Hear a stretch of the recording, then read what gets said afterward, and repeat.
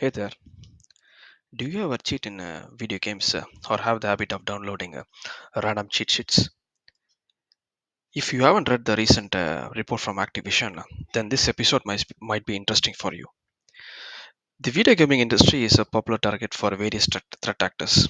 I mean, when I said various threat actors, we can include the so-called APTs, that was advanced persistent threat actors. And the one to always note here is Win9TI, who has been predominantly targeting the video game industry and not to be mistaken, very recently that ransomware uh, has been very active to target this industry. Very recently, I think last October, we can spot the thing that Egger ransomware has stolen and released uh, the game source code from Ubisoft, particularly the games like Watchdog Legion game package. The entire package was leaked in their leak site, as well as the very recent incident with the CD Projekt Red being hit with the Hello Kitty ransomware. But the case we are discussing today in this episode is slightly different from the usual attack chain, which includes the typical cyber kill chain like phishing, luring the user to click a link to drive by download a malware, or using a fake doc to enable macros, starting infection somewhere, and moving laterally. But it's this one is a bit different. Is different because in this case the threat actor is actually targeting gamers who actually want to cheat in games. So the bad guys pose a cheat engine masquerading as a malware, which is basically a rat, and sometimes this can be even packed up with ransomware or something. The one piece of hacking tool that we are going to discuss in this episode has been has been promoted for use against gamers by masquerading as a cheat engine for the game Call of Duty Warzone. And this particular tool can be considered as a dropper, which is nothing but a piece of malware that is used to install or deliver an additional payload, such as a credential stealing malware on a target system or device.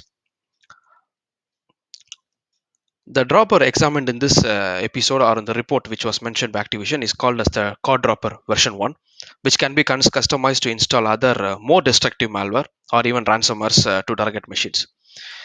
Because it's you can imagine that it's too easy for the attacker to directly convince the gamers to install this cheat engine, which is bundled with the backdoor, and they can directly install this with higher privileges or bypassing UAC, and to disable their protection system protections or any antivirus protections they have.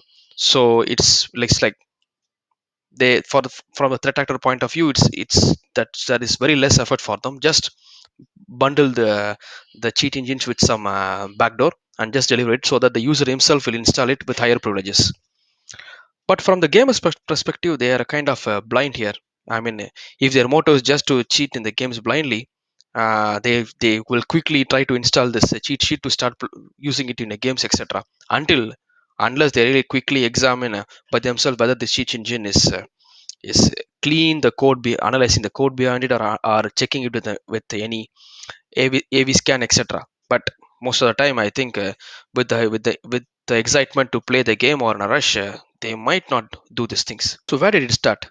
Actually, it all started from this underground forums. For example, one of the example which I took as a cache from hack forums, where someone was trying to deliberately advertise a post that how to spread your rat, and if you see in the down in the post, there is a download link which which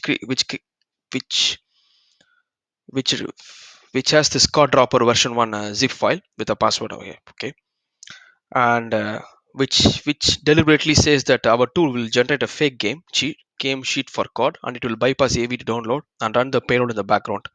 And it's like, not just that, also the user will get our payload higher privilege, which is a USC, with pleasure, voluntarily. So it's like they really want to target the users who just wanted to deliberately cheat in the games, and to give this fake cheat engine with some backdoors on it to profit. And there have been several posts like the people are trying to reply back, how saying very good comments about it. And there was also a YouTube tutorial showing how this can be done deliberately, and they also say it's perfect for YouTube and gaming forum spreading. So they were deliberately making a lot of videos in YouTube as well to promote this one, and deliberately giving the link in the description box with password. Yeah, this has been the promotions that as we can see in YouTube very recently. I saw that a couple of days back there was one more link spreading the same thing with different customized version with some passcode, and there has been even video tutorials promoting it. And not more that in those video tutorials we can see in the description they try to give you exact descriptions to follow, that like run as administrator, disable avs, so that your cheat engine will work very fast. So it's like giving right instructions to the users, like the gamers I mean, who really want to speed up their game. They will blindly install it and start using the cheat engine without knowing that they are gonna be in risk to get compromised. And there was one more which was, I think this was the first one, where you can see there was this download link with some passcode. And moving on, in the next section I'm going to quickly take up the two variants of the card dropper, one which was a bit clean but it's a fake cheat engine, and another one which was a modified one which has a backdoor in it.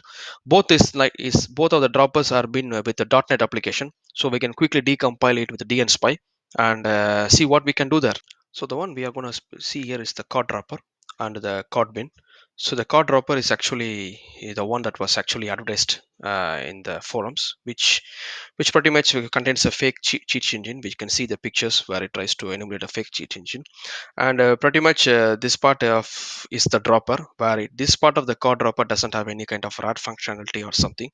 This is just the one which was trying to circulate initially in the forums, which was which was encouraging the users to make it use as a rat functionality of rat.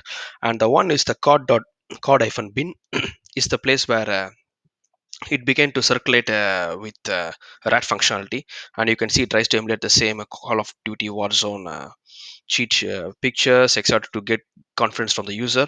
And pretty much there have been a lot of functionalities, button click etc, get download, get execute, etc. And what else, initialize component. And let's go quickly to the main, and you see it tries to initiate a form, which is where, let's go to the form. This is going to initialize a component, and pretty much you're going to see the initial page, initial window of the cheat engine, which is going to have those picture box one dot image here, you see, which is going to be the image which we saw, which is going to ask you aimbot, 181 kill, blah blah blah, those kind of cheat stuffs. And on a button click, there's going to happen what is going to ask you to save and start the game now. This is where the magic starts, because it tries to have two more functions here, which is actually the get download and the get response. So these two functions are the most interesting one, because the get download is where, let's go to the get download. Yeah, I think it's gonna come down again. Let's go to the main. Boom.